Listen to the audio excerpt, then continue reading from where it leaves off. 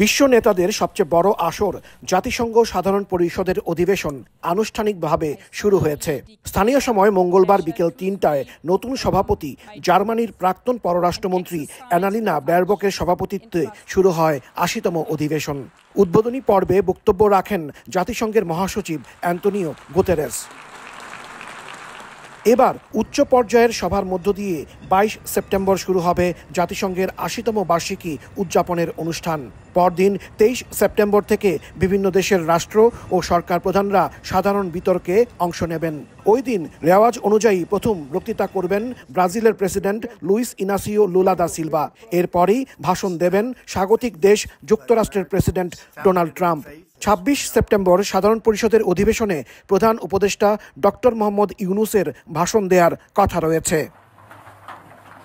একই দিন ভাষণ দেবেন পাকিস্তানের প্রধানমন্ত্রী শাহবাজ শরীফ, চীনের প্রধানমন্ত্রী লি কিয়াং, ইসরায়েলের প্রধানমন্ত্রী বেনিয়ামিন নেতানিয়াহু।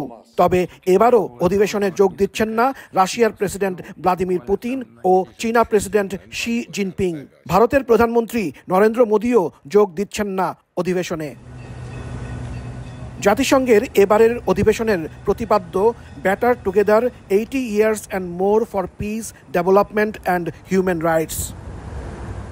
জাতিসংঘ সাধারণ পরিষদের এবারের অধিবেশনে ১০০টিরও বেশি দেশের রাষ্ট্র এবং সরকার প্রধানরা যোগ দিচ্ছেন।